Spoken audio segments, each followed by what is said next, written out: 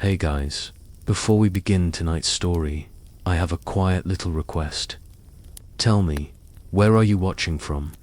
What time is it where you are right now? What kind of night surrounds you? Are you lying in bed, lights off, headphones in? Maybe you're somewhere quiet, just trying to slow your mind down. Wherever you are, you're not alone. And maybe, just maybe, someone scrolling through the comments later will feel a little less lonely because they saw your little light left behind. So, drop a heart, a city, a time, or just a word. Then take a breath and let it go, because tonight we're about to explore something vast, something strange, something that touches every part of your life, but never quite lets you hold it. Time, not time as a schedule, not the to-do list or the clock on your wall, but the kind of time that flows through dreams, bends near stars, slows in your bones, and speeds up when your heart races.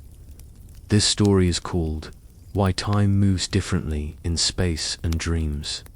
It's not a lecture. It's not even really a lesson. It's a drift, a gentle journey into how science, memory, emotion, and imagination all play with time in ways you've always felt, but maybe never fully noticed. So dim the lights, let your mind float, and let's begin with the quietest clock you know, the one that beats softly in your chest. You lie down, and already time begins to change. The tick of the wall clock fades behind the hush of your breath, behind the rhythm of your body shifting slightly beneath the blanket. There is a slower clock now, not mechanical, not digital, but something more ancient. It pulses gently beneath your skin, a rhythm older than language, older than stars. It is the clock in your chest. Your heart does not count seconds the way your phone does. It counts in warmth, in stillness, in the way your limbs feel heavier. When you're calm, even before you learned what a second is, your body knew how to wait, how to pace, how to feel time in the womb. You floated in timeless dark, rocked by waves of your mother's breath. That was your first clock, a body beside. Yours, a pulse, not your own. You learned the rhythm of life, not with numbers, but with motion, silence, warmth, and even now, when you close your eyes and let the world go quiet, that memory returns, not as a thought, but as a feeling. That soft knowing. Time is not always something you measure. Sometimes it's something you drift inside. Science calls it the circadian rhythm, your body's own daily clock. But let's not name it too quickly. Let's feel it first. It is in your hunger, your drowsiness, your wakefulness before the alarm rings. It is the way your temperature dips slightly in the early hours, and how your brain slowly floods with melatonin, whispering, "It's time to sleep." No ticking watch could ever feel these shifts. Yet your body does, faithfully, every day. Even without sunlight, even without routines. It still tries to guess where it is in time, like a blind traveler, sensing the warmth of noon or the quiet chill of midnight without ever seeing a clock tower. Time in your body is liquid. There are other clocks inside you too. In your cells, there are genes that flicker on and off like fireflies, marking the passing of day and night. They tell your organs when to rest, when to digest, when to heal. These genes form little loops, feedback cycles that rise and fall, as if your biology is humming a lullaby of time and your brain. That strange bundle of electricity and memory has its own metronome. Deep inside is the suprachiasmatic nucleus, a name so heavy it might pull the stars from the sky, but it is tiny, no bigger than a grain of rice, and it keeps you aligned with the turning earth. It listens to light. Even the faintest sunrise can wake it, And once it's awake, it tells your hormones to rise like dawn, tells your mind to clear like morning mist. At night, it dims everything again. But still, you ask, is this the real time? Because time doesn't always feel this way. When you are frightened, seconds stretch like syrup. When you're lost in joy, hours collapse into moments. This is not a flaw in your brain. This is a truth of being human. The clock in your chest listens to more than science. It listens to emotion, memory, presence. There's a kind of time that lives in your stories. The way one scent can return you to childhood in a blink. Or how heartbreak makes days drag their feet. There are no gears here. No quartz crystals. Just you, feeling, remembering, existing. You might wonder, if I were floating in space, would this clock still tick? The answer is, yes, but differently. Even astronauts, thousands of miles above Earth, follow circadian rhythms. NASA designed spacecraft, lighting to mimic sunrise and sunset. Without it, the body drifts, sleep falters, time forgets its path. Because even in space, the clock in your chest needs rhythm, needs anchors, needs some sense of flow. You are not a machine. You are a melody, a rhythm. And so, the next time you lie awake at 3 a.m. and the clock glows a cold number on your wall, remember, your body tells a different story. Maybe, in its quiet language, this moment isn't wrong. Maybe it is just part of the slow dance your inner clock is performing. One you've been moving to since before you were born. You don't always need to fix your time. Sometimes you need only feel it. You rest now in the in-between. Not quite. Night, not yet morning. Your breath is steady. The outer world ticks forward, but inside you, something softer counts in pulses, in pauses, in dreams still forming. And just as the heart slows, just as the body remembers how to let go, a question rises gently, like a shimmer on still water. If your body can bend time, what happens when your mind begins to dream? Let's drift into that space next, where moments stretch and shrink, and time is no longer a number, but a shape. You close your eyes, and already the world begins to unspool. The room fades first, the shape of the ceiling, the lines of the curtains, the quiet hum of the night. Then your body lets go, floating not in space, but in a thick, familiar mist, the edge of sleep. And just beyond that mist, dreams begin. But this place does not follow the clocks of the waking world. Here, time moves differently. One moment, you are walking through a garden you've never seen. In the next, you are a child again, standing in a hallway lit by memory. What felt like a second becomes a whole story. What felt like an hour disappears before you open your eyes. This is dream time, and it has no ruler but you. Your brain, as it dreams, becomes a stage of shifting scenes. But it's not random. Deep within, there is a rhythm, a cycle. Sleep unfolds in waves, gentle loops called REM and non-REM. Every 90 minutes or so, your brain dances through this pattern, like tide coming in and out. It is during REM sleep, rapid eye movement, that dreams bloom most vividly.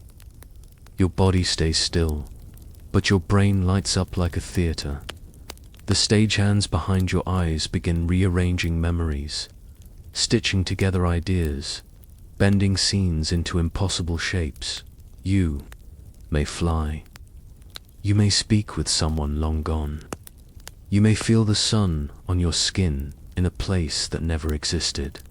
And all of it, every flicker of feeling, every strange conversation, every twist of logic takes place in mere seconds. Scientists have tried to measure it, to catch dream time in action. They've woken people mid-dream, asked them what they saw, timed the length of dream scenes, and still the mystery holds. Some dreams seem to last forever, others vanish before they're named. You wake with a single image, a strange feeling, and no sense of how long you were gone. Why does time melt inside a dream? Because here you are the creator and the observer. You build the story and walk through it at the same time. Your brain no longer receives time from the outside.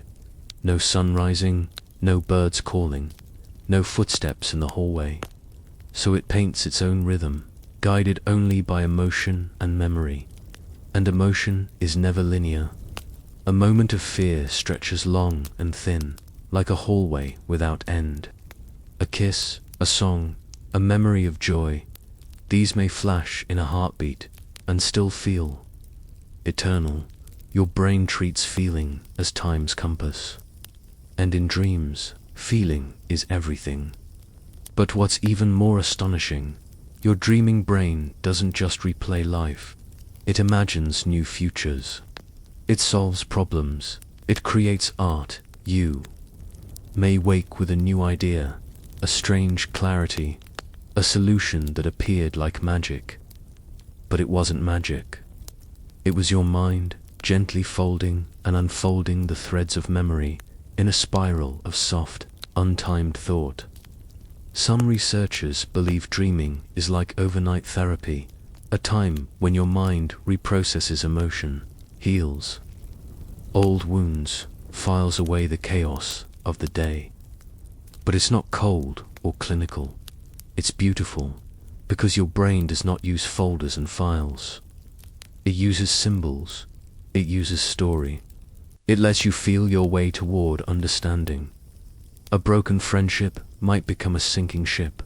Hope you haven't spoken aloud might appear as a rising balloon. And you, the sleeper, are both audience and actor, watching yourself from within.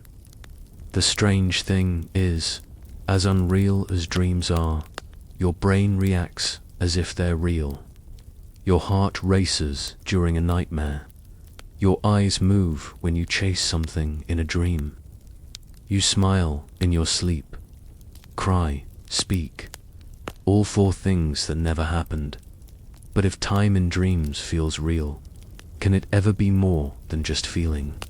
Some have wondered if dream time is a glimpse into how time could flow in other realms, in the deep subconscious, in altered states, perhaps even in the far corners of the universe. Could the stretch and compression of moments in dreams mirror the bend of time near a black hole? Could the fluid nature of your sleeping mind reflect a truth about time itself, that it was never meant to be straight? In dreams, cause and effect are soft suggestions. Past and future loop into each other. And somehow, your mind understands this instinctively. It doesn't panic. It doesn't need logic. It drifts. You drift. And in doing so, you practice letting go. Letting go of control. Letting go of minutes and hours. Letting go of the tidy shape of daytime thought. Here in dreamtime, the spiral winds on, you float through images, colors, sensations. And though your body lies still, your mind roams freely. And just before waking, in that fragile in-between space, you may catch a whisper of something else. A sense of distance, of space, of velocity, of time, stretching. You open your eyes slowly, and for a second, you're not sure what day it is, not sure what year. That confusion, that quiet dislocation, that is your mind remembering how big time really is. And if dreams can twist time with emotion, what can gravity do? That's where we go next, to a place where heaviness bends, not just space, but the clock itself. You return from dreams, slowly waking, but not fully. A part of you still floats. The lines of the room are soft, the light uncertain. The dream world has loosened its grip, yet its rhythm lingers slow, detached, elastic dot, and just beneath that feeling, something deeper waits, a truth so strange, it sounds like myth. Gravity can slow down time, not metaphorically, not poetically, literally. This isn't the fiction of fantasy novels or the whispers of mystics. It's physics, confirmed by clocks, satellites, and the relentless curiosity of those who dared to ask what happens when time falls under the weight of something massive. Close your eyes again. Picture the Earth, not the map, not the globe, but the real one, the swirling, living, blue and white sphere, turning gently in black space. It is heavy, not just large, but massive, and that mass creates gravity, an invisible pull that keeps oceans from floating away and holds you close to the ground. Now imagine two clocks. One rests at sea level. One is placed on a mountaintop. They tick, second by second, just like your watch. But they do not agree. The mountaintop clock ticks faster, only slightly, just nanoseconds of difference, but still faster. Why? Because it is farther from Earth's center of gravity. It feels less pull, and so time itself flows more freely there. The deeper you go into gravity's grip, the slower your seconds become. This is not a trick. It's a law of nature. Einstein called it gravitational time dilation, the idea that time bends and stretches in the presence of mass. The greater the mass, the deeper the bend. And so near massive objects, like planets, stars, or black holes, time slows. Even here, on Earth, your body lives that truth. If you've ever flown in a plane, even for a few hours, your body has aged. Slightly less than those on the ground.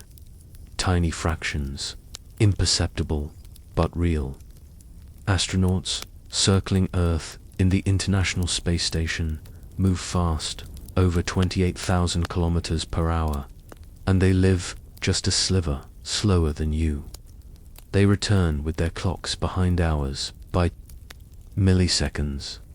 Time passed differently for them, and yet they did not feel it, because time dilation is not something you notice with your senses. It does not make your heart race or your breath hitch. It does not feel strange. It simply is. It happens to you like the slow wearing of a stone by wind.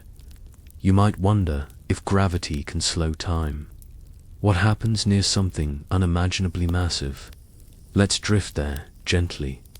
Imagine standing near a neutron star, a collapsed core of a dead giant. It's only the size of a city, yet more massive than our sun. Its gravity is so intense that if you dropped a paperclip from a few feet above its surface, it would hit with the energy of a nuclear bomb. There, time would crawl. A minute for you might be hours for someone far away. Now go further. Approach a black hole, the ultimate sink of gravity. At its edge, called the event horizon, time nearly stops. For an observer watching from a distance, you would seem frozen, in place, forever paused in the moment before crossing.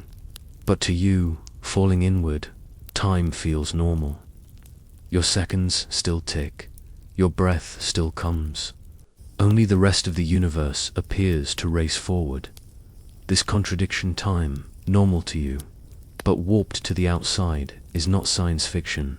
It is the shape of reality. Time, it turns. Out is not a river flowing evenly for everyone. It bends around mass like fabric around a stone. And so, gravity doesn't just hold you down, it holds time down. You felt this in small ways, even without physics. Have you noticed how time slows in a hospital waiting room? How it stretches in grief, in stillness, in heavy moments? That's not gravitational dilation, no, but it feels like it. because your body associates weight with waiting, stillness with slowness, emotion with the sensation of time dragging its feet. And perhaps that instinct isn't wrong. Perhaps it echoes some ancient truth, that the heavier the moment, the thicker time becomes. Now, come back. Back to your bed. Back to earth. Spinning softly through a gentle gravity well. You live your life inside this invisible curve, where time is already just a little bent. And yet, you move through it unaware, counting seconds that are not as straight as they seem. So what does this mean for you? It means that time is not absolute. It means that where you are and how fast you're moving shapes the very flow of your life. It means that a moment isn't just a measure, it's a relationship between you and the universe around you. And once you understand that, you begin to wonder if mass can stretch time. What about speed? What happens when you move so fast that time begins to slip? Let's step into light's reluctant chase and find out what time becomes when you travel close to the fastest thing in existence. You are weightless now, floating in a thought, still wrapped in gravity's hush, but lifting, slowly, into something swifter, something radiant. Above you, the stars hold their places like soft pins in velvet. But not all of them are still. Some light left them long ago, thousands, even millions of years before your body was born. And only now, only this moment, does that light arrive, touching your eyes gently, finally, telling you a story from the past. This is the nature of light. It moves at the universe's speed limit, about 299,792 kilometers per second. Nothing we know travels faster. And yet, light doesn't just move fast. It reveals something about time itself. Imagine a beam of light leaving the sun. It takes just over 8 minutes to reach Earth. That's sunlight warming your face. It began its journey before you finished brushing your teeth. But light doesn't age the way you do. In fact, for a photon, the smallest piece of light, time does not pass at all. This may sound impossible, but it is one of the quiet, unsettling truths of physics. A photon travels at the speed of light, and according to Einstein's special relativity, the faster you move, the more time slows down for you. At light speed, time slows all the way to a stop, so a photon leaving a distant galaxy billions of light years away does not experience the journey. From its point of view, it leaves and arrives instantly. No waiting, no traveling, just here. And then there, and yet to you, standing on Earth, the light took eons to get here. You see galaxies as they were when dinosaurs walked your planet. You gaze into the past simply by looking up. Time, it seems, is not one story. It is many. Each path through the cosmos tells a slightly different version of events. Depending on how fast you go and how deep in gravity you fall, you might ask, what happens if you began to move close to light speed? Imagine boarding a spacecraft, sleek and silent, designed to go faster than anything ever built. As you accelerate, faster and faster, strange things begin to happen. Not to your body, not to your heartbeat, but to the world around you. The stars ahead begin to cluster. Light blue shifted, pressed together. The universe ahead of you seems to shrink, and time outside your ship begins to speed up. You may travel for only a few months by your own watch, but when you return to Earth, years may have passed. Everyone you knew has grown older. You skipped forward in time simply by going fast. This is called time dilation by velocity, a sister to gravitational dilation. They both tell us the same thing. Time is not fixed. The faster you go, the more time stretches behind you, like silk unraveling from a spool. For you, everything feels normal. Your thoughts, your meals, your moments. But to the outside world, you have slipped into a slower current. This, too, is not a theory. It's been measured. Atomic clocks, placed on fast-moving jets, tick slower than their twins on Earth. And the GPS in your phone, the tiny tool that helps you find your way, must constantly adjust for both gravitational and velocity-based time dilation. Without these corrections, your position would be off by kilometers each day. Even now, as you lie still, your body resting beneath blankets, light moves all around you, through the window, through space, through stars. Each beam of it carries with it a slice of history. There is something deeply comforting in this, that the light from long ago still finds its way here, that the universe doesn't forget.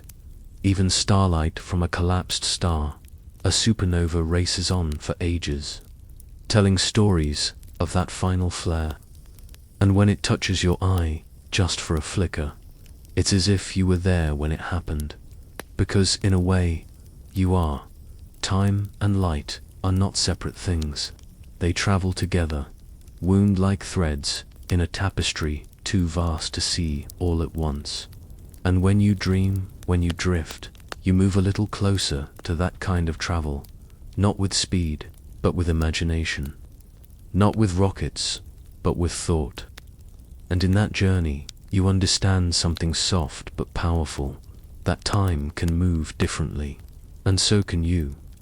You are not bound to one pace, one path, one rhythm.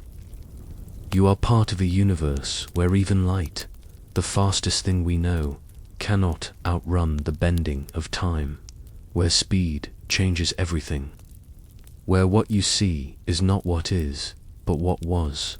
And as light pulls away, slipping over the horizon of space, it leaves a question in its trail. If motion can change the way we feel time, what about the mind? What about memory and emotion, and the strange bending of moments inside your own head? Let's go there next, to the time zones inside your mind. You are still, breathing slowly, no longer chasing light, no longer falling through gravity's curve. Now, you turn inward, not into space, but into the vast, layered terrain of your own mind, where time follows a map no clock could ever draw. You felt this before, the slow ache of waiting for bad news, the blink in Ditscon sweetness of an afternoon lost in laughter, the frozen hush of a near accident where seconds slowed and stretched, and your senses lit up with unnatural clarity. We say time flies when we're happy, and time drags when we're not. But these aren't just sayings. They are real sensations. The time zones of the mind. Your brain doesn't keep time like a machine. It doesn't measure seconds with gears or quartz. It uses feeling, attention, emotion, and those, like tides, rise and fall with each moment. Imagine time as soft clay in your hands. Your focus is the pressure, where you press hard with fear. With concentration, the clay stretches long. Where you loosen your grip with calm, with joy, the clay thins, shortens, softens. It's not the passage of time that changes. It's your experience of it. Neuroscientists call this subjective time perception, the deeply personal way your mind judges the passing of moments. And it is shaped by many things. How fast your brain processes information, how familiar or new your surroundings feel, and most powerfully your emotions. Fear sharpens awareness. It makes milliseconds feel eternal. That's why you can recall every detail of a frightening moment, the texture of a shirt, the sound of gravel underfoot, the cold edge of a doorframe. Your brain, under stress, records more per second. So, seconds feel longer. Joy, on the other hand, softens focus. When you're relaxed, when you're playing, when you're safe, your brain doesn't need to record every detail. It lets time slip past like water between fingers. This is why vacations feel fast in the moment, but long in memory. And why routines, though comfortable, can make whole weeks feel like they've vanished without trace. Memory, too, has its time zones. Have you ever smelled something, a spice, a shampoo, a perfume, and been pulled instantly back to a moment years ago? That's episodic memory reigniting like a candle. The past surges into the present, not as a thought, but as a place, vivid and real in that instant. Time folds.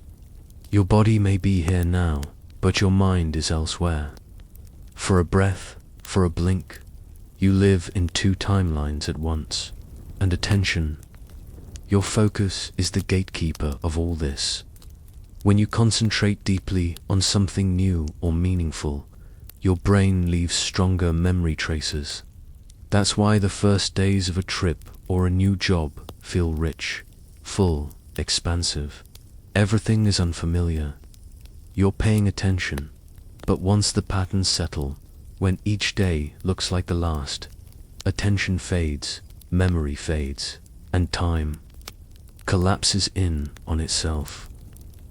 So how can time feel slow and fast at the same time?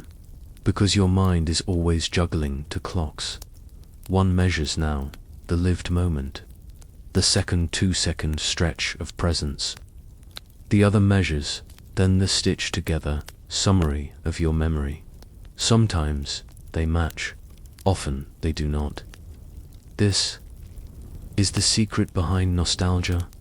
Why a single photo, a single song can break your heart with longing. Not because you miss the time, but because you miss the way you felt inside that time, that version of you, that rhythm. And it's not just memory that alters time. Imagination bends it to dot. When you daydream, you step out of linear flow. You may relive the same moment, reimagine a different future, rewrite a conversation. In this way, your brain life, and while you're imagining, time seems to vanish. So how long is a moment, really? It depends on how deeply you're inside it. A child, seeing snow fall for the first time, might live an hour in every flake. A tired adult, buried in routine, might blink through a week. This is why that rare, spine-tingling feeling of vastness expands time. It forces you to pause, to look, to feel small yet alive. And in doing so, it creates a deeper moment, one that lingers. Tonight, you are in such a moment, not rushed, not waiting, just aware of breath, of thought, of the quiet passing of one moment into the next. And maybe now, you understand why some hours feel eternal, while others vanish like mist. Because your mind is a traveler, not only through space, but through time. And speaking of travel, what happens when you leave the earth entirely? What does a clock sound like in the void? Let's drift there next, to the silence of space, and the quiet ticking of clocks far from home.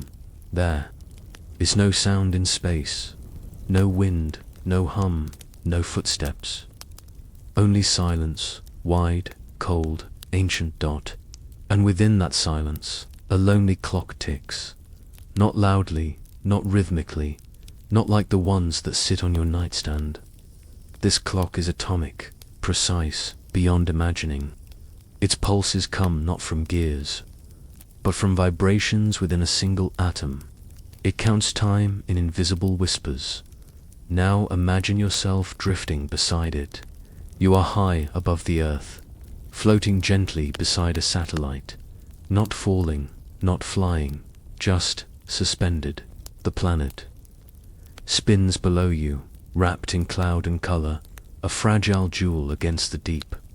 You are weightless.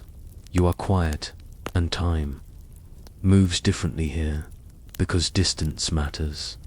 Time flows slower for the satellite than it does on Earth, by tiny fractions, microseconds, nanoseconds, but still slower. It is farther from the Earth's gravity, less bound by its pull. And as we've seen, gravity tugs not only on bodies, it tugs on time. But wait, there's another twist. These satellites don't just float, they move fast, orbiting Earth at thousands of kilometers per hour, and that speed, just like gravity, changes time. To the faster something moves, the slower its time flows from the viewpoint of a stationary observer. This is special relativity at work. So, satellites, caught between motion and gravity, experience two different kinds of time dilation at once. One from being high up, away from Earth's mass, one from moving quickly around the planet, and these effects don't cancel each other out, they combine, producing subtle but significant shifts. That's why GPS satellites, the ones that guide your phone, your car, your travel, must be constantly adjusted. Their clocks run slightly faster than Earth clocks due to gravity, but slightly slower due to their velocity. If engineers didn't account for these shifts, GPS would drift by kilometers each day, so even the apps you use rely on Einstein's equations, silent math, dancing in invisible orbits. You, lying in bed, may not feel these distortions, but every moment you are surrounded by tiny corrections, by timekeepers in the void, whispering down to earth, making sure your time matches theirs. It's easy to imagine space as timeless, as a place where seconds lose meaning. But the opposite is true. Space makes time visible. Far from the clutter of clocks and calendars, time reveals its shape. It stretches, it bends, it curves, not as a trick, but as a truth. And when we send probes deeper, past the moon, past Mars, into the great black hush, we begin to notice something even stranger. A signal from a spacecraft takes time to reach us, not because it's slow, but because space is vast. Messages from Voyager, still drifting beyond the edge of the solar system, take over 20 hours to arrive. 20 hours for light, for radio waves to span the distance. And that means when we hear Voyager's voice, we're hearing the past, not a metaphor, not a dream, the literal past, arriving as sound. So much of space is not empty, but delayed. Like echoes across a canyon, time in space is scattered. Light from distant stars tells stories from long before Earth had trees. Signals from deep space telescopes arrive, aged and altered, carrying not just data, but history. In this way, every observation becomes archaeology. You're not just seeing a galaxy, you're seeing what it used to be, a frozen moment preserved by light and distance. And this isn't limited to telescopes. Astronauts, too, experience this delay. Video calls to the moon have pauses. Future missions to Mars will wait minutes between questions and replies.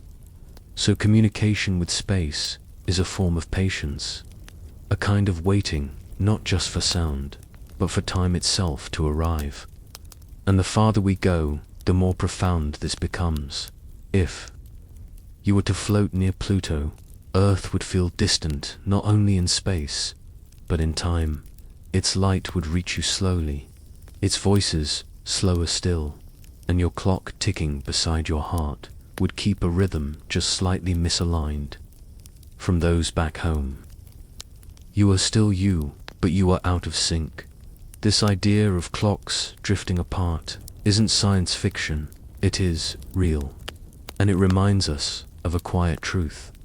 Time is not universal, it's local. It depends on where you are, how fast you're moving, what you're near, what you're far from. Even the atoms inside you tick differently than those inside a mountain. Even the cells of your brain, at sea level, experience a slightly different flow than those in a plane 10 kilometers high. And yet, somehow, you feel whole. You don't fall apart. You don't fracture, because your body carries its own time. A synchronized orchestra of heartbeats, breathing, thinking, and in the void, no matter how quiet it becomes, that music continues. You are a clock, a traveler, a dreamer moving forward through a universe where time is both map and mystery. And as you float now, between thought and sleep, between motion and stillness, you begin to sense something even more dramatic. If gravity bends time, if speed stretches it, and if the void delays it, what happens when time comes face to face with something truly extreme? Something so dense, so dark, so final. Let's drift closer now to the edge of the unimaginable, to where time nearly stops. It begins with a flicker, a ripple in the dark. You are floating now, beyond planets, past stars, into a realm where even light hesitates. Ahead of you, in the velvet hush of deep space, is something you cannot quite look at. A black hole. It has no surface, no edge you can touch, only a presence, a pulling, a deepness. It is the ghost of a dead star, collapsed into itself, a place where gravity has grown so strong, so impossibly dense, that nothing, not even light, can escape. And yet, it does not roar, it does not flare, it waits, quietly. You drift closer, from a safe distance. It looks like a sphere of darkness, wrapped in light, because anything that falls and lights up just before it vanishes. Gas, dust, even stars, spiral toward the hole in brilliant, burning arcs, circling the drain of the universe. And somewhere near its edge, there is a line, a boundary not of matter, but of time. It's called the event horizon. And to cross it is to leave behind everything familiar: space, direction, and especially time. As you approach, your onboard clock ticks softly. But from far away, say, an observer back on Earth, your movement appears too slow. Seconds stretch. You seem to freeze. They see you inching forward, slower and slower, until you pause at the edge forever, never quite falling in, not because you stop moving, but because time for you has slowed so much, it almost halts compared to theirs. This is not illusion. This is physics. General relativity tells us that time slows near massive objects and black holes. They are the most massive things we know. You, inside the ship, feel time passing normally. You think, you breathe, your heart beats, but from the outside, your seconds become hours. Your hours become centuries. You are now caught in one of time's strangest plays, a split between personal time and cosmic time. If someone were watching, they might see your image frozen at the horizon, growing redder and fainter, as your light stretches into longer wavelengths. Eventually, you vanish, not with a flash, but with a whisper, because black holes don't consume noisily. They take quietly. Inside the event horizon, all paths, forward, backward, sideways, curve inward. Even time curves inward. Everything falls toward the center. The singularity, a point so dense, so small, that our math stops working. Our physics trembles. We do not know what happens there, not yet. And that's what makes this place holy in a way. A shrine to the limits of knowledge. A reminder that even the most precise equations meet their edge. but you are still outside, hovering at the event horizon. And something extraordinary is happening. Far from you, the universe rushes on. Stars are born and die. Languages rise and fade. Civilizations come and go. And for every second that passes for you, perhaps 1,000 years pass out there. You are no longer synced with the world you came from. This is the freezing of time, not in your body, but in relation to everything else. You are suspended in a place where relativity becomes experience. And what would it feel like? Perhaps quiet, like a deep underwater drift, where sound is muffled and distance loses meaning. Perhaps eternal, like standing in a moment that never ends, a breath that does not release. Perhaps peaceful, because here there is no hurry. There is no before or after, only the slow curling of time inward, like smoke. You are not alone. Other black holes drift across the cosmos, millions of them, some in the hearts of galaxies, spinning fast, devouring stars, some sleeping quietly in the dark, invisible until they touch something, and each one is a well in the fabric of reality. A reminder that time is not flat, it is curved, it is stretched, it is fragile. The paradox is this: black holes destroy information, and yet they preserve history. The light that falls in the matter that spirals down, all carry stories. And we, from a distance, watch those stories slow and fade and disappear. But nothing is truly lost. Even the radiation they emit, Hawking radiation, hints that black holes, too, may dissolve in time. Yes, even these titans are not. Forever they evaporate, they fade, they die, not in flames, but in whispers. Over trillions of years they shrink, until finally they vanish. And so, even here, in this place where time nearly stops, we find its edge again, its end. You drift back now, gently letting go of the darkness, the gravity, the hush, back toward the warmth of thought, the rhythm of breath, the presence of your own body. But the experience lingers, that strange knowing that time is not a straight road, but a spiral, a dance, a song sung differently depending on where you stand. And now, having stood on the edge of forever, you return to something more familiar, yet just as strange. What happens in the space between dreams and waking? What does your brain do with time when no one's watching? Let's turn inward once more, to where neurons dream and stories unfold in sleep. You are home again, not in your room, not in your body, but in the flickering theater behind your closed eyes. Sleep folds over you like a blanket, not just of silence, but of movement. Beneath the stillness of your limbs, your brain awakens in a new way.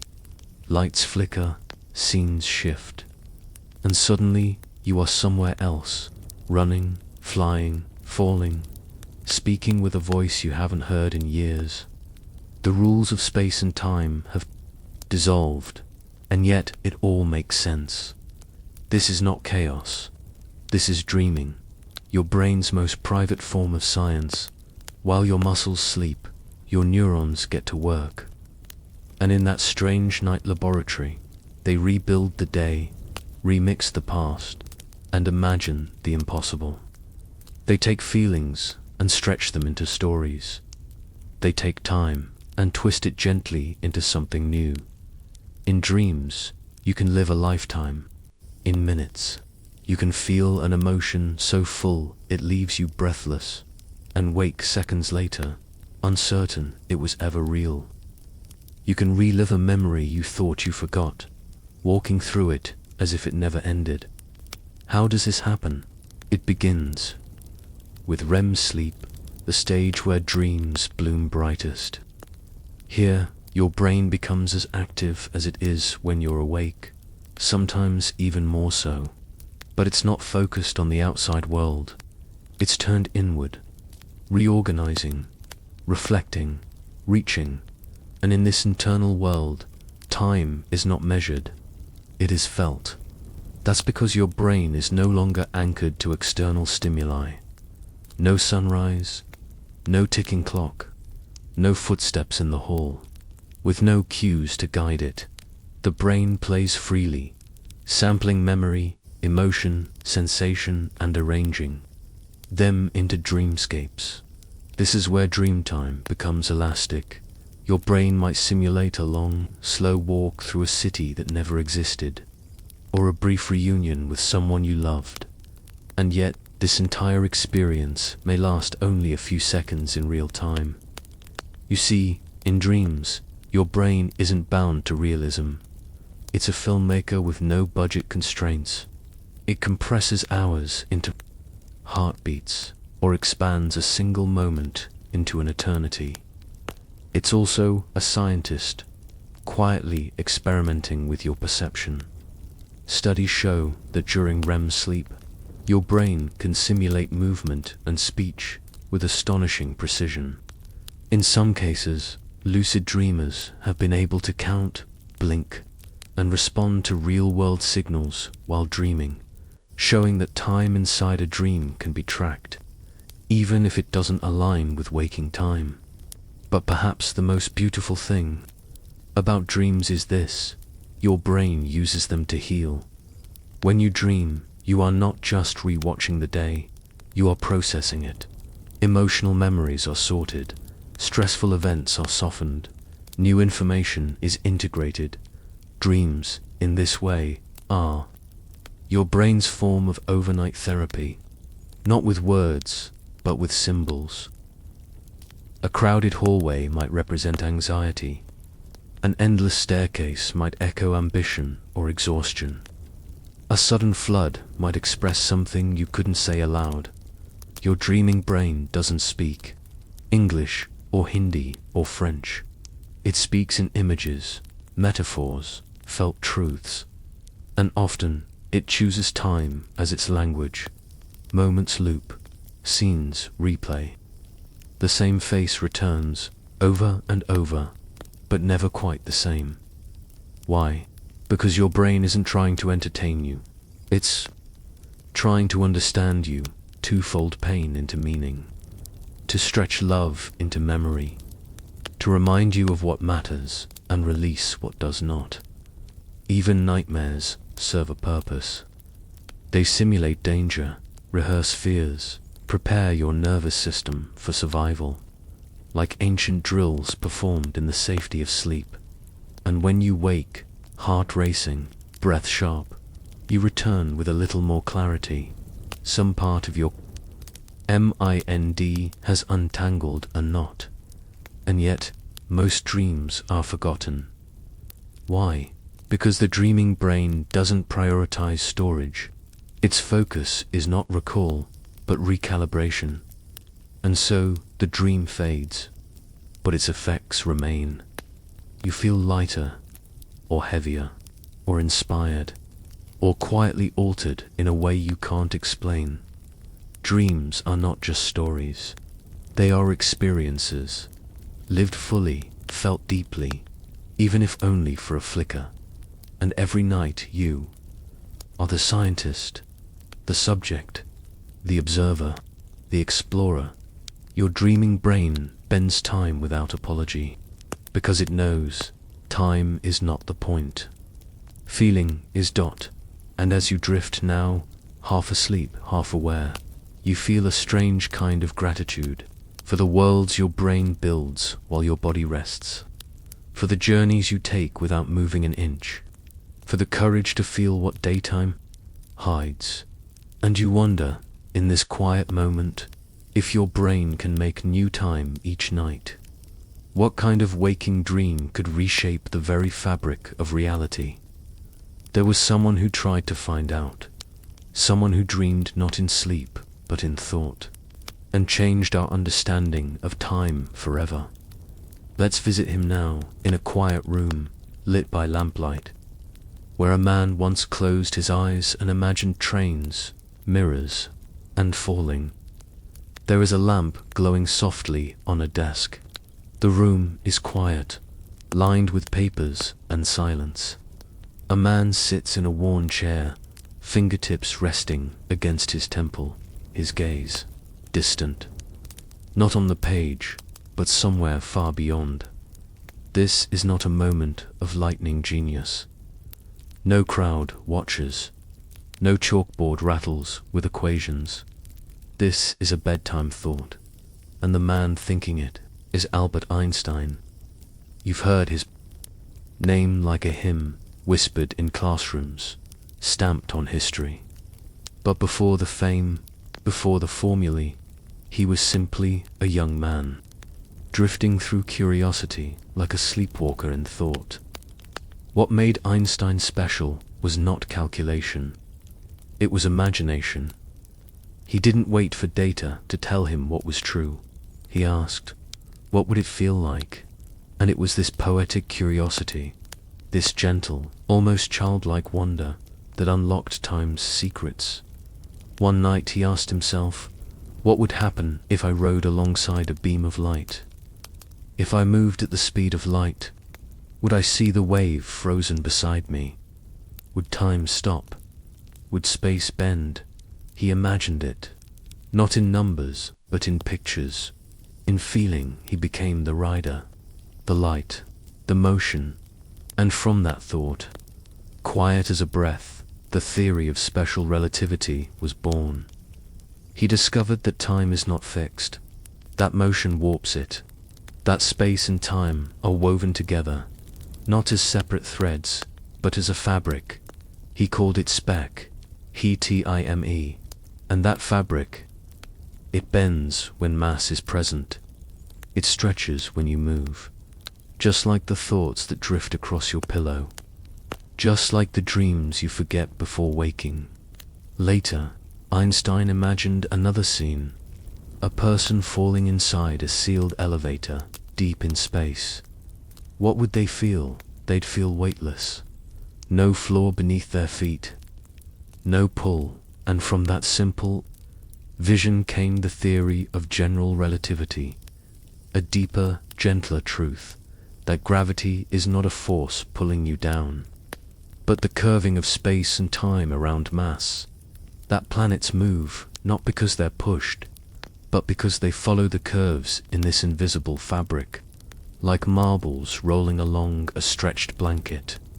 All of this, the bending of starlight, the slowing of time near black holes.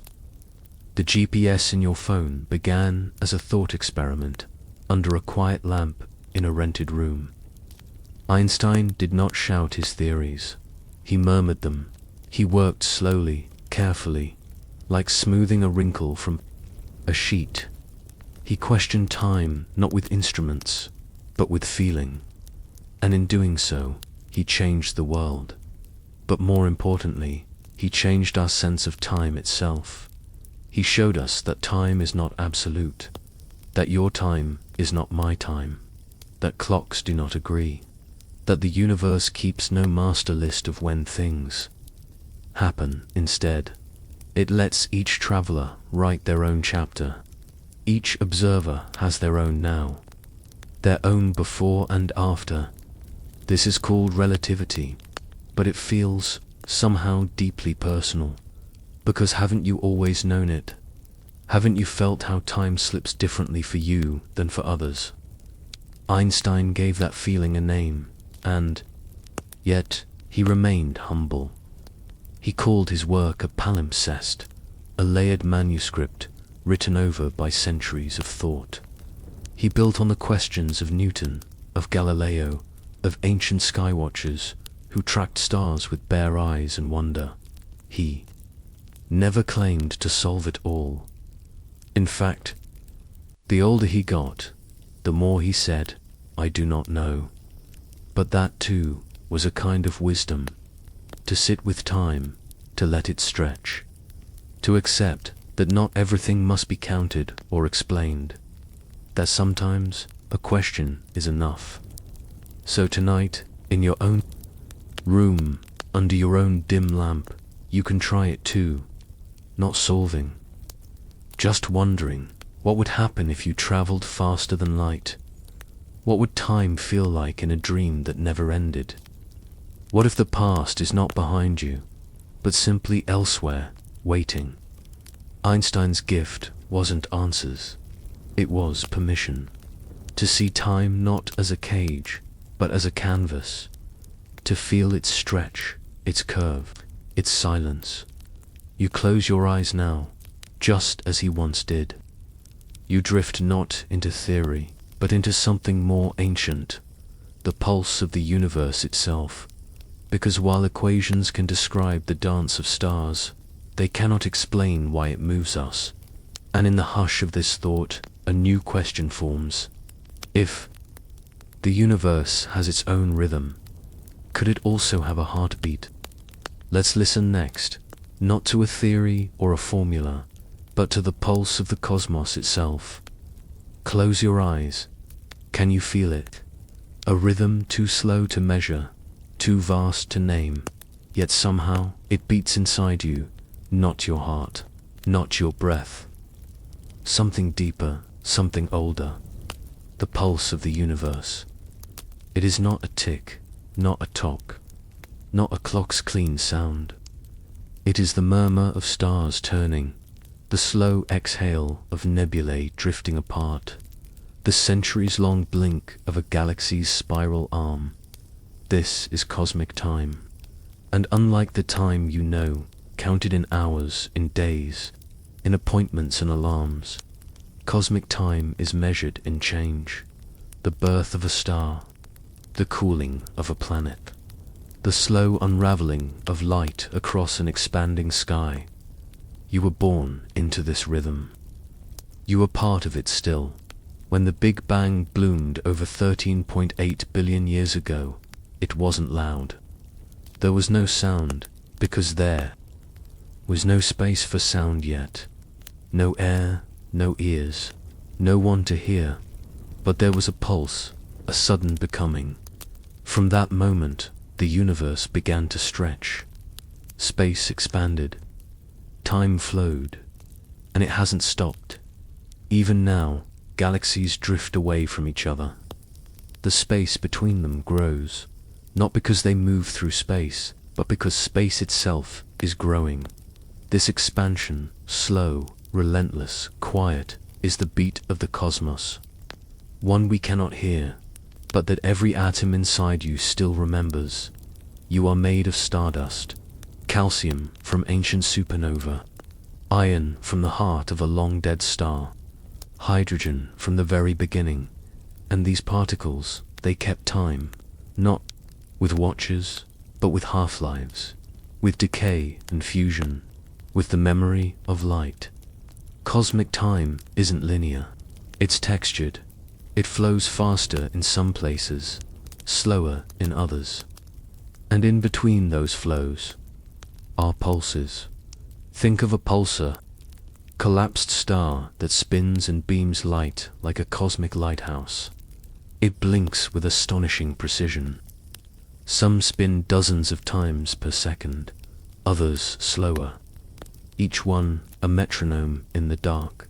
Scientists use them as clocks, more stable than any we can build, because the universe, despite its wildness, holds rhythm. You hold it to the electrical pulses in your brain, the contraction of your muscles, the rhythm of sleep, of hunger, of thought. These are not accidents. They are echoes. The same laws that govern the movement of galaxies govern the movement of calcium across your neurons. When you walk through a forest and feel in tune with it, when you sit beneath stars and feel small but peaceful, you are not imagining the connection, you are resonating with it. You are an instrument made of the same matter, tuned to the same key, and sometimes, just sometimes, your body remembers. It's why music moves you, why silence heals you, Why you can sense time passing, even in a still room, because even time must breathe. Cosmic background, radiation, the faint afterglow of the Big Bang hums all around you. Not loud, not sharp, just a soft thermal whisper. It is everywhere, in every direction, a memory of fire, now cooled to a faint 2.7 Kelvin. Even the silence of space is not truly silent. It carries the low heartbeat of beginnings, and within this rhythm there is rest. Stars rest. They live long lives and then go quiet. Galaxies sleep between bursts of birth and collapse. Even black holes, once thought eternal, slowly evaporate. Even time has pauses dot between the seconds, between thoughts, between the in-breath and the out-dot. In meditation, you touch this stillness, not by stopping time, but by noticing the places where it softens. The spaces between the beats tonight. You are in one of those spaces, not falling behind, not rushing forward, just floating in time's gentle inhale. And while your body rests, the universe moves around you. The earth spins at over 1,600 kilometers per hour. It orbits the sun at 107,000 kilometers per hour. The sun orbits the Milky Way center at 828,000 kilometers per hour. And still, you feel still. Because stillness is not about speed. It is about alignment. And right now, you are aligned with breath, with sleep, with the soft spiral of time. Let this awareness linger like starlight. And as your breath deepens, as your limbs grow heavy, you may wonder if time can stretch through galaxies and bend near black holes and dissolve in dreams. Where does your time lead? What does it mean to drift down this river of moments, not just as a passenger, but as part of the current? Let's float onward into that final question, into your place in time's long, winding stream. You are drifting now, not upward, not down, but through something soft, slow, and endless, like a river made not of water, but of time itself. You do not swim, you do not fight, you float around you. The current carries memories, stardust, and thought. Every molecule in your body, hydrogen, carbon, oxygen, once rode this same stream. From the centers of stars, through the quiet spaces between galaxies, through the warm ocean of Earth's early days, and now those particles form you. You, the dreamer, you, the witness. You are not beside time. You are inside it. It flows through you as much as you flow through it. And this river has no banks, no map, no beginning you can see, only movement, a slow unfolding, a quiet becoming. At times, you've tried to hold it, to trap it in calendars, hours, milestones, but time, like water, slips through fingers. Moments arrive, they shimmer, they pass, and you remain shaped by their motion, but never fully defined by them.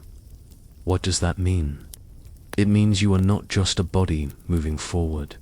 You are a pattern carried by time, a flicker of consciousness formed by starlight and chance. And somehow, impossibly, you're aware of it. Your thoughts ripple backward into childhood, into memory, into scenes that no longer exist. And they ripple forward into dreams, into fears, into futures not yet written.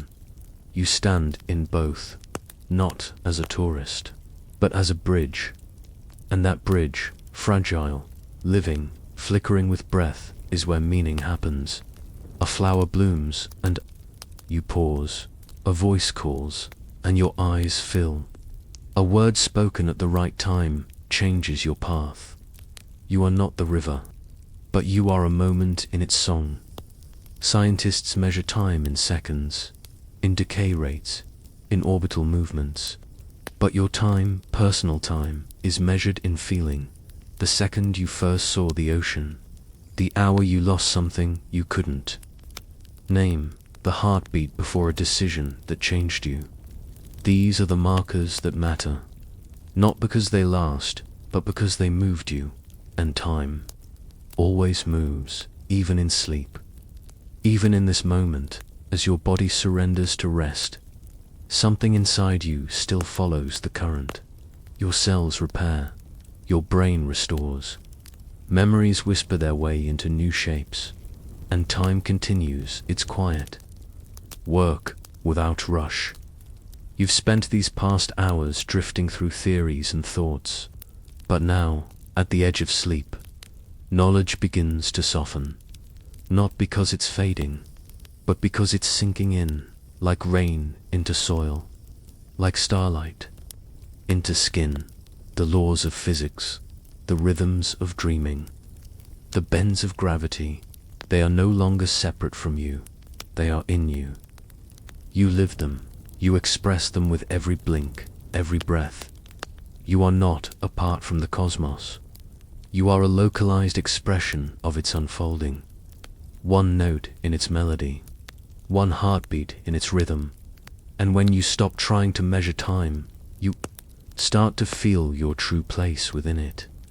Not as a clock, not as a calendar, but as a presence, a still point in a moving stream, a soft echo in the universe's long song. And maybe, just maybe, this moment here, now in this breath, is enough. Not because it holds everything, but because it asks nothing, just to be felt, to be noticed, to be lived. And as your breath slows, as your mind eases into the folds of sleep, you may sense something gentle unfolding around you. Time is not your enemy, not your master, not your burden. Time is your home, and if time is home, then sleep is the door. Step through gently, and as you do, let one final question rise, soft as moonlight on water. If time itself can sleep, what does it dream? Let's go there now, into the last shimmer of thought where time dissolves, and only wonder remains. What is time? You've walked its edges tonight, felt it bend near stars, twist inside dreams, pause at the lip of a black hole, and pulse within your very breath. You've seen how it slips, stretches, stumbles. You've heard the clocks in your body, touched the rhythm of light, listened to the universe exhale, and yet it does not answer, because maybe time was never meant to be solved.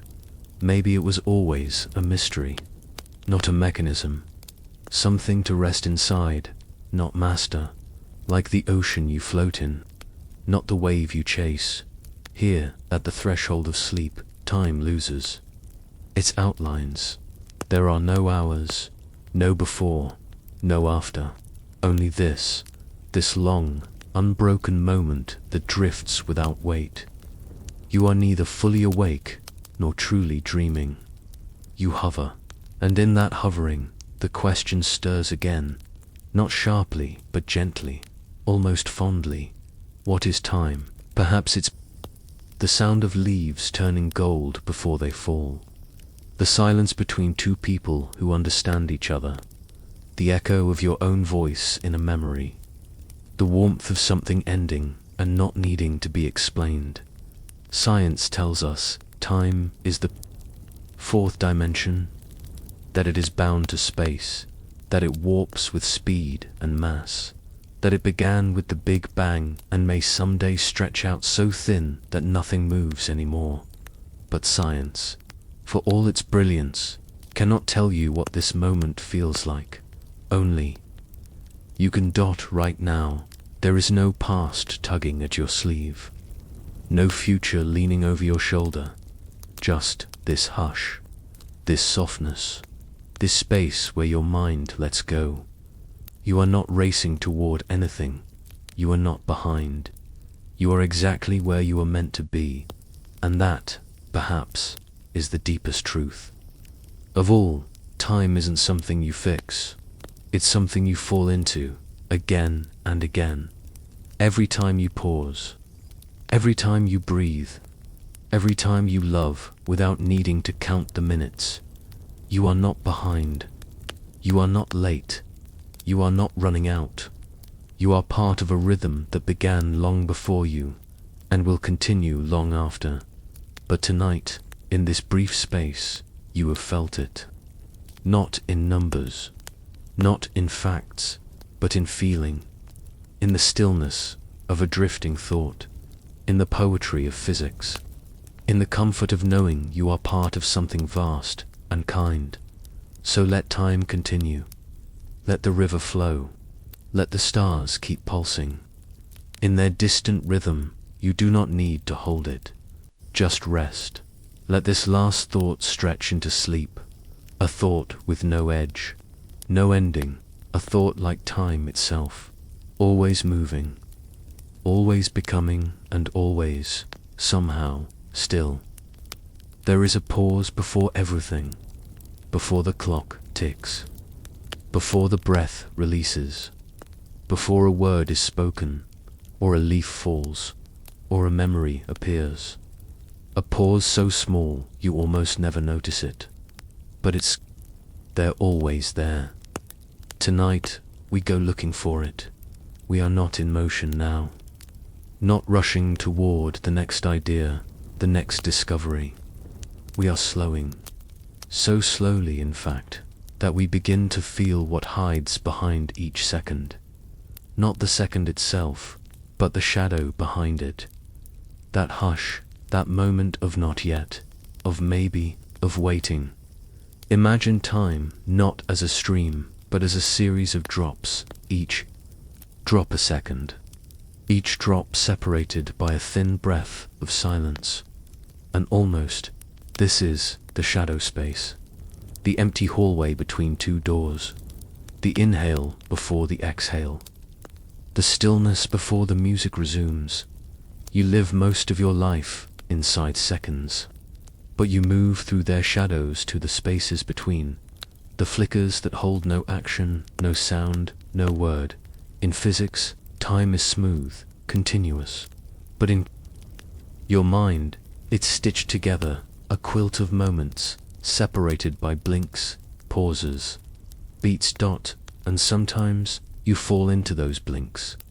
You've felt it, that strange moment when your gaze lingers too long on a candle's flame, when a conversation halts just before laughter, when the street is silent and your thoughts don't arrive on time. That's the shadow behind the second. It is not empty, it is resting. It's where intuition lives, where instinct forms, where the next word waits to be chosen. It's why silence can feel so heavy, so full. Because it is not nothing. It is a chamber of potential. Even atomic clocks, the most precise we've ever made, operate through vibrations, cycles, micropauses, the smallest possible rests, counted so fast we call them time. But every vibration has a return. Every wave a still point. Even light, our fastest traveler, flickers between peaks. What lives in those flickers? Perhaps that's where memory hides, where creativity flickers on, where sleep begins. Your brain, too, has shadow seconds. It doesn't work as one continuous hum, but in pulses of attention, focus, pause, focus, pause, pause. Like a lighthouse beam sweeping ashore. And in those micro pauses, between focus, you daydream, you blink, you reset. The body knows. It knows. That rest lives behind every motion. That pause is not interruption. It is the balance. And perhaps, so does the soul. In music, it's the rests that give the notes meaning. In poetry, the white space makes the words breathe. In your life, it is often the in-between moments that change you. Not the events themselves, but the reflection after, not the goodbye, but the breath you take before turning away. So tonight, as you lie still, you begin to notice the space between your own heartbeats, that almost imperceptible pause, the one where the world holds its breath. It's not long, not dramatic, but it's real, and in it, you are not waiting. You are being. There is nothing to solve here, nothing to fix. Only the experience of drifting between seconds, like stepping stones across a still pond. And the shadow behind the second, it doesn't pull you back. It invites you in to rest, to reflect, to simply float without needing to land. Let that shadow hold you.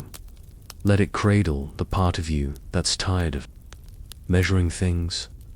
Let it remind you that not all time needs to be filled. Some of it is for feeling, for pausing, for remembering who you are when nothing presses against you. And just as the shadow expands, just as the room inside each second begins to feel spacious and warm, a thought stirs gently in the silence. If pause gives time its shape, what else might the body know beneath the skin, where clocks don't tick, but time still flows? Let's go deeper now, into the rhythm you carry within, where cells whisper time's passage in language older than words. You do not need a clock to know time is passing. Your skin knows, your bones know, even your smallest, quietest cells know. Time lives beneath your surface, not as numbers or dates, but as slow, persistent signals, whispers, changes. Tonight, we listen. Begin with your breath. You feel it rise and fall gently, like waves under moonlight. But beneath that rhythm lies another, the tick of your cells, the slow drift of molecules, the quiet machinery that keeps you alive. You are not one single body. You are a gathering of trillions of tiny lives, each one carrying its own little clock. Scientists call them circadian genes, molecular switches that turn on and off like lanterns, guiding everything from your hunger to your temperature to when you feel most alive. Even if you lived in perfect darkness, your body would still try to keep the rhythm. Your cells carry memory of day and night, of sunlight and rest. Inside your brain, the suprachiasmatic nucleus, a cluster of just about 20,000 neurons, acts as the conductor of this orchestra. It keeps time not for show, but for survival, because your body doesn't just float through time, it builds itself with it. Every day cells divide, old ones die, new ones are born. This quiet renewal is not random. It follows a rhythm, like tides returning to shore. When you were a child, those rhythms were fast. Growth pulsed through your bones, your skin stretched like light through fog. Now they are slower, more measured, not because time has changed, but because your cells remember. They are reading a script written long ago, hidden in the strands of your DNA. Aging, in this way, is not a sudden thing. It is the slow turning of a biological calendar, marked not by celebrations, but by the careful folding of proteins, the shortening of telomeres, the quiet settling of what once rushed forward. But not all aging is decay. Much of it is refinement, a deeper awareness, a steadier beat, a body learning to listen to itself more clearly. Healing, too, is time's language. When you are wounded, physically or emotionally, your body does not panic. It responds slowly, intelligently. Proteins gather like builders. Signals travel. Scars form not as flaws, but as evidence of time having passed, and the body having remembered how to repair. And even when you sleep, especially when you sleep, this healing continues. Hormones shift, tissues restore, Memories sort themselves in the dark. Your body has always known what to do with time, even when your mind forgets, even when your calendar feels like a blur. In fact, some of the most important clocks you carry are the ones you don't feel in your gut. Bacteria follow their own daily rhythm, influencing everything from your mood to your immune system. In your bones, old cells are constantly swapped for new. In your liver, enzymes follow a daily script, breaking down and building up. You are a city of timekeepers, each one keeping beat, each one trusting the silence. And when they fall out of sync, when stress screens or sleepless nights confuse their rhythm, you feel it. Foggy mornings, uneven hunger, a sense that something inside has lost the music. But even then, the body doesn't give up. It waits. It recenters. It remembers how to listen. You are not a machine bound to malfunction. You are a living process, a work of soft calibration. And every scar, every freckle, every laugh line, they're all time's handwriting on your skin. Not flaws, not mistakes, just markers of where you've been and how beautifully you've continued. So as you lie still, tonight, let yourself thank the clock beneath the surface, the one that beats not in seconds, but in renewal, the one that doesn't rush, doesn't shout, but simply turns the page again and again, in your cells, in your breath, in your dreams. And perhaps, as you drift deeper, you'll begin to sense another kind of time, not measured in heartbeats, not written in DNA, but in stone, in earth, in the silent patience of the ground beneath you. Let's go there next, to the time of mountains, where change is so slow, it feels like forever. Beneath you, far below the softness of blankets, below the floor, beneath the roots and rivers, and bones of cities, the earth waits, not passively, not silently, but deeply, slowly, like something ancient, breathing once every 1,000 years. Tonight, we listen to geologic time, the kind of time that doesn't tick. It settles, it does not rush. It reshapes the world in whispers, through pressure, through fracture, through age. Imagine a mountain dot, not the kind you climb on vacation, but a range older than language, older than your species, older than almost everything you've ever known. It wasn't always there once. It was seabed. Once, it was magma. Once, it was dust. And slowly, unbearably slowly, it rose, pushed upward, by tectonic plates, forced into the sky by invisible forces moving millimeters each year. It took millions of years to form that peak, to curve that ridge, to crack that slope with wind. And yet, standing there now, you'd think it had always been. That is the illusion of permanence. But nothing, not even mountains, truly lasts. Because the earth, too, forgets. Rain carves its face. Ice pries its bones apart. Tiny grains fall from its sides like seconds from a broken hourglass. And given enough time, even Everest will return to the sea. This is deep time, measured not in days or years, but in layers. Each layer of sediment, each band of stone is a page in a book older than memory. Fossils sleep there, coiled ammonites, forgotten ferns, the outlines of things that once breathed, not preserved to be seen, but simply buried by time. Time that moves not in spirals or seasons, but in depth. The deeper you go, the older the story. And unlike clocks, the earth does not repeat itself. Its rhythms are not circular, but evolving. The continents drift, slowly, silently, across the globe. What is now desert was once forest. What is now land was once underwater. And beneath your feet, plates grind, fold, collide, writing slow earthquakes into the planet's crust. You don't feel it, but the land you live on is always changing shape.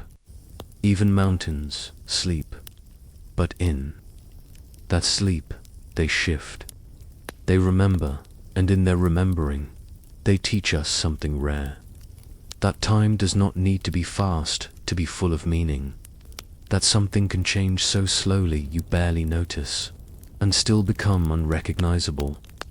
And doesn't that sound like life? You grow, you change, not in eruptions, but in tiny shifts, decisions, thoughts, habits. Years pass, you look back. You're no longer who you were, but it happened quietly. Over time, geologic time reminds us that patience is powerful, that stillness is not stagnation, that the most solid things you know, mountains, rocks, continents, are in motion too, just on a different scale. You are not too late. You are not moving too slowly. You are part of a rhythm that makes room for slowness. So tonight, let yourself rest like stone, still heavy with history, and yet, slowly evolving. Beneath your skin, your own deep time continues. Bones reshaping, tissues softening, thoughts settling like sediment. There is no rush. You are a landscape in progress, a topography of memory and becoming. And just before, sleep takes you deeper as your limbs feel heavy like cliffs. You wonder if stone carries memory through weight. What about decay? What happens when things fall apart? Not suddenly, but gently, in time's natural undoing. Not all endings are loud. Some are so slow, so delicate, that you don't notice they've begun. A leaf browns at the edge. A scent fades from a sweater. A memory loses its color in the corner of your mind. This is decay. Time's quiet language of release. We often think of decay as loss, but it is also return to soil, return to silence, return to the pieces from which everything once came.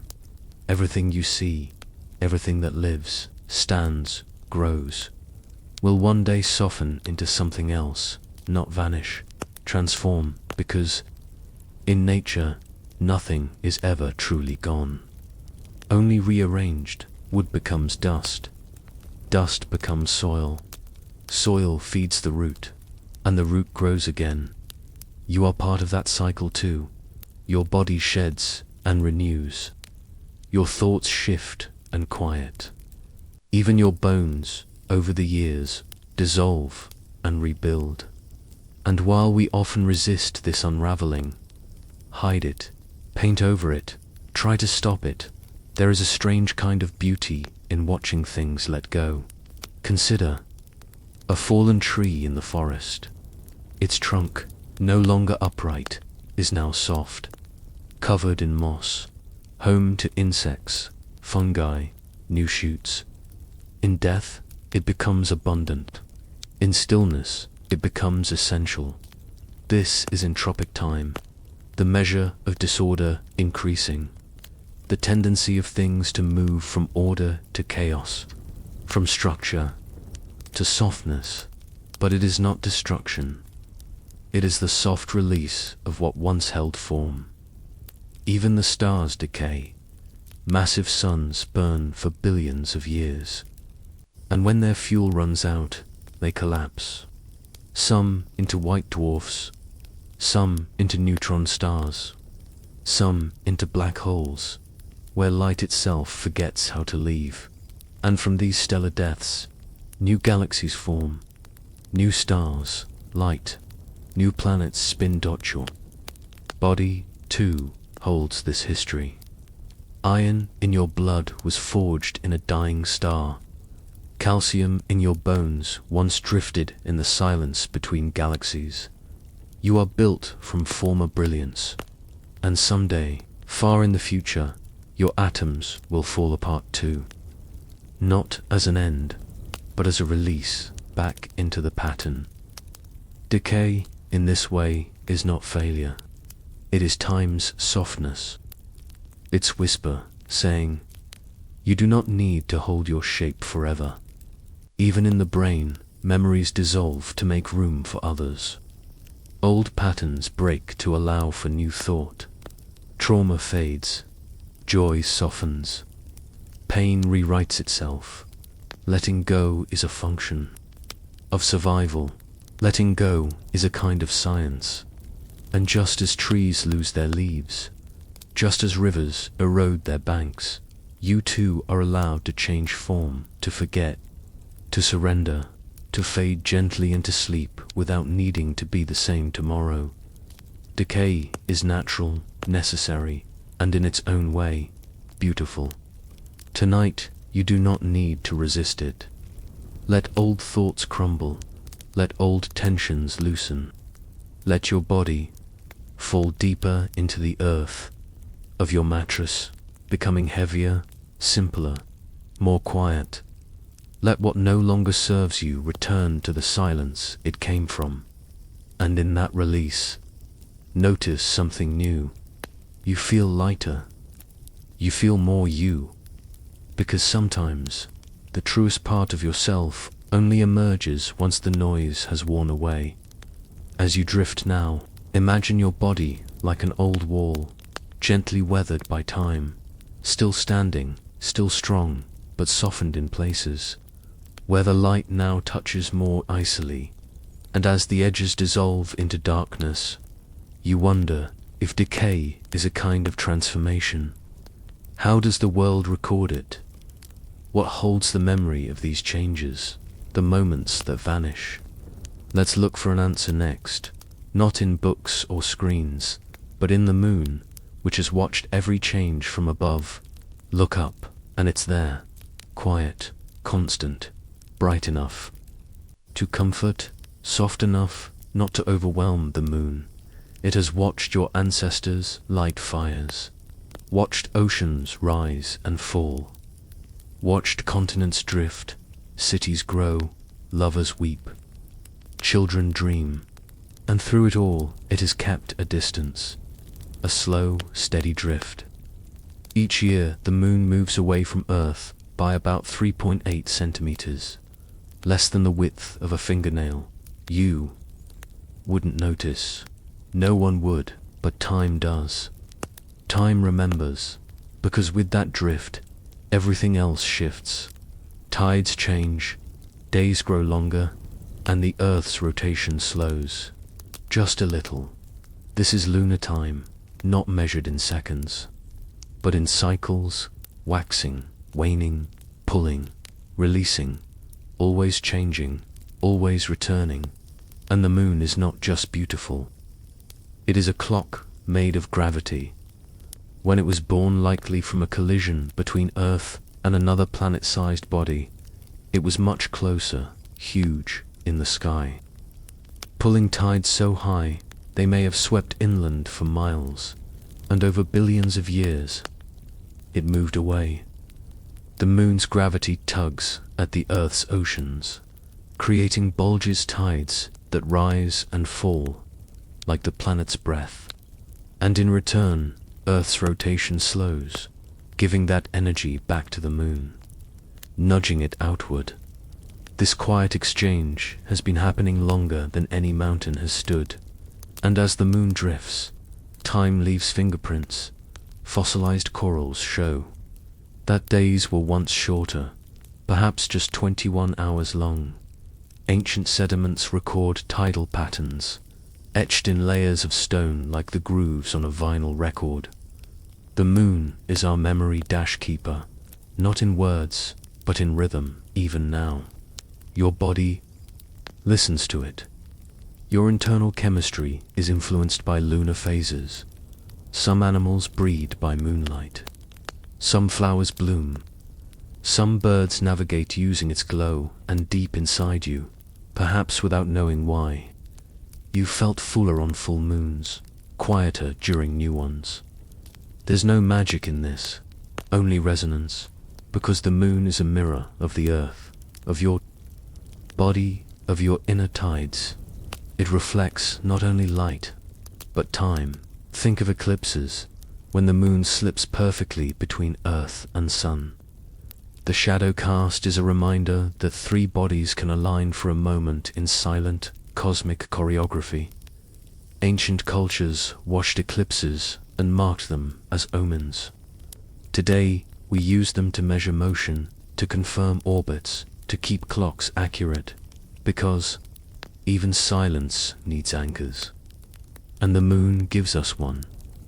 A glowing constant in a sky that always changes. But like everything else, it too is evolving. Its face, once volcanic and molten, is now cratered with impact. Each scar a story, each dent a page in lunar history. There is no wind to smooth those marks, no rain to wash them away. So they stay etched in grey, time written in stone.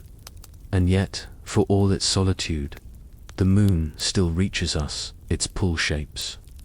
The oceans, its phases shaped traditions. Its light, soft as memory, touches lovers, poets, insomniacs, wanderers. And you, tonight, as you lie still, you are part of this rhythm. Your breath rises like the tide. Your body rests beneath the same light that once fell on ancient seas and sleeping dinosaurs. You are not separate from the moon. You are aligned with it, moving with it. A fellow traveler on a planet spinning through deep time, and as the moon moves away inch by inch, year by year, it does not leave you. It simply changes the story. Just as you are changed, and in that gentle drift, you learn something unexpected. Distance is also a form of love, letting go slowly, softly, without vanishing. Time doesn't always rush forward. Sometimes it steps back, gives space, lets the light fall gently. And as you begin to fall asleep, eyes closed, thoughts loosening their grip, you feel it, the moon's soft gravity still pulling at your bones. A quiet reminder that even the smallest motion can shape oceans. And you wonder, if the moon keeps time in orbit, what keeps time in the rings of trees, in wood, in growth, in silence? Let's go there next, into the forest's memory, where time grows slowly and leaves behind lines you can read. There is a forest somewhere, quiet, breathing, old. You do not need to know its name, only that it waits, patient as the soil, and just as full of memory. Tonight, you step beneath its canopy, not to walk, not to gather, but to listen, not to birdsong or wind, but to something deeper, to time, growing silently inside the trees. You've seen the rings before, in logs, in stumps, in storybooks, circles of light and dark, concentric and fragile looking, like ripples on still water. These are not decoration. They are records, living memories, clocks made of wood. Each ring marks a year, one circle for every season the tree has lived. Spring and summer bring light wood, fast growth. Autumn and winter bring darker lines, slower growth. Together, they create a kind of fingerprint, unique, irreplaceable. If you could read them like a book, they'd tell you things no calendar can. A narrow ring might whisper of drought, a scar might tell of lightning. A wide band, perhaps, of a warm, wet season when the tree grew boldly toward the sun.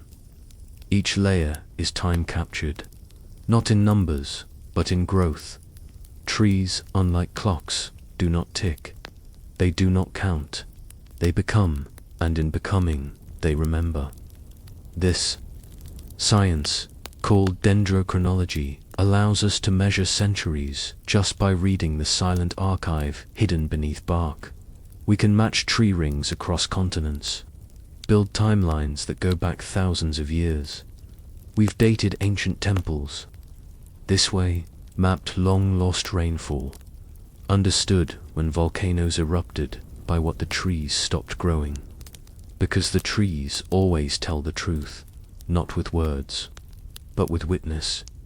They stood there, rooted, watching the sky change, watching empires rise and fall, and still they grew. Slowly, deliberately, in rhythm with something older than memory. Even a fallen tree, dead to the eye, still holds time. Its rings remain. Its record remains. And through it, we remember what we forgot. There is something comforting in this, that a life lived slowly, quietly, still leaves a trace. That to grow is enough. That simply being here matters. Trees are not in a hurry. A sequoia can live for over 3,000 years. A bristlecone pine, even longer. Imagine what it would feel like to grow for centuries, to spend 1,000 winters with snow on your limbs, 1,000 springs with birds nesting in your branches. You would not rush. You would not fear change. You would bend with the wind and find strength in standing still. Tonight, you are like that tree, still rooted, growing slowly. Even now, as you sleep, your body renews itself, cell by cell. Layer by layer, your own rings may not be visible, but they are there in your bones, your memories, your quiet resilience. You grow, not just older, but deeper, and each year adds to the story. You do not need to move fast. You do not need to do everything. You only need to continue, and as your breath falls into rhythm with the trees, you begin to sense another question waiting, like a seed below soil. If trees record time in rings, what does fire do? What kind of time is held in the spark, in the sudden, consuming moment when everything changes at once? Let's follow that flame next, and feel what it means when time becomes intensity. Somewhere a match is struck. The sound is brief, a hiss, a flick, but in that spark a universe begins, because fire does not wait. It does not stretch across centuries like trees, or spiral through stillness like planets. Fire is now. Tonight you lie still, but imagine yourself beside a fire. Not dangerous, not raging, just a small flame in the quiet dark. A candle, perhaps, or a campfire. It dances, it crackles, it consumes, and in its light, time behaves differently. Seconds feel fuller, thoughts sharpen, shadows move faster. You stare into the flame, and suddenly 10 minutes pass, or none at all. This is the time of fire, where everything accelerates, where moments collapse into each other and change becomes immediate. A log that took decades to grow is reduced in minutes to ash and light. But this is not just destruction, it is release. The fire does not erase time, it reveals it. Hidden energy, stored over years, is let go in a flash. Heat, light, smoke, all once held inside bark and root. In that way, fire is a kind of honesty. It shows you how much was there, waiting to be seen. Even your own body understands this. In crisis, time slows, or seems to. Your heart races, your thoughts multiply. Everything sharpens, because your mind is processing more per second. Fire has entered you, not literal flames, but that same urgency. This is not always bad. Fire clears forests, it opens pine cones, it makes way for new growth, and so it is with your mind. With your life, sometimes a quick burn is needed, a release, a letting go. Fire doesn't linger on old structures. It transforms, and once it's gone, you begin again. So many cultures have seen fire as sacred, a purifier, a messenger, a symbol of spirit and change. The stars themselves are fires, fusion burning in silence. Even your sun is a constant blaze, holding planets in its warmth. Without fire, there is no morning, no food, no forge, and yes, no destruction, but also no rebirth. Fire has always marked beginnings, the first hearth, the first signal, the first celebration. It draws people together. It brings warmth, but also awe, because it reminds us, not all time is slow. Not all growth is quiet. Some things arrive all at once. A realization, a love, a grief, a decision that changes everything. Fire time, you felt it. A single conversation that ends a chapter. A sentence that unlocks something you've carried for years. That's fire, brief, bright, unforgettable. But even fire, for all its intensity, cannot last forever. It burns through its fuel, then dims, then sleeps. Ash falls, smoke drifts, and silence returns. And what's left? Not nothing. Clarity, the shape of what stood, the outline of what mattered, the heat still lingering in your chest. You are left, not scorched, but cleared, ready, and tonight, as you sink deeper into sleep, you carry that feeling, the warmth of release, the beauty of impermanence, the comfort of knowing that time comes in many forms, some slow, some sudden, all sacred. You've wandered through the clock in your chest, the swirl of dreams, the patience of mountains, the stretch of light, and the hush of stars. And now, with this last flame fading, you are finally ready to let time go. Not to escape it, but to rest within it, to let it hold you, to drift now into that space where fire becomes ember, and ember becomes breath, and breath becomes sleep. Good night.